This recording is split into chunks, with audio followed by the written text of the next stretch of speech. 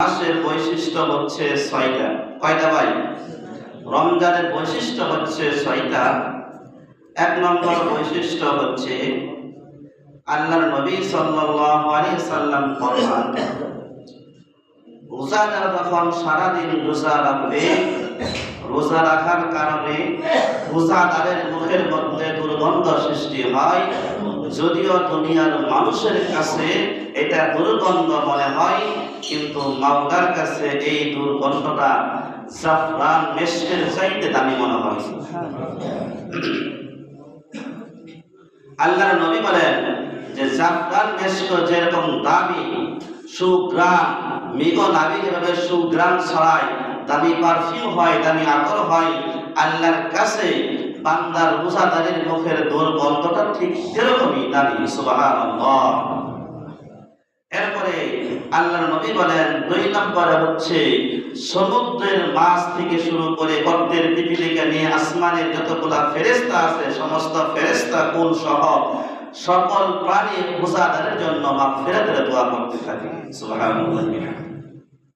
এরপর আল্লাহর নবী বলেন, তিন নম্বর হচ্ছে রোজাদারের জন্য আল্লাহ রাব্বুল আলামিন প্রত্যেক দিন জান্নাতকে সুসজ্জিত করে রাখেন। সুবহানাল্লাহ। চার নম্বর হচ্ছে রোজাদার রোজা রাখার কারণে যেন শয়তানি না করতে পারে, শয়তান তাকে ওয়াসওয়াসা না দিতে পারে, পুরো মন্ত্রণা না দিতে পারে। এই জন্য আল্লাহ রাব্বুল আলামিন গোটা এক মাস, রমজান মাস শয়তানকে জিনজিরবদ্ধ করে রেখে দেন। এটা রোজাদারের জন্য বৈশিষ্ট্য। পাঁচ নম্বরে হচ্ছে আল্লাহ রাব্বুল আলামিন বান্দা যখন দীর্ঘ এক মাস রোজা রাখবে, আল্লাহ রাব্বুল আলামিন রমজানের শেষে সমস্ত গুনাহ খাতা মাফ করে বান্দাকে জান্নাতবাসী করে দিবেন। এরপর ছয় নম্বর বৈশিষ্ট্য হচ্ছে আল্লাহ রাব্বুল আলামিন একজন ফেরেশতাকে নিযুক্ত করে রেখেছেন।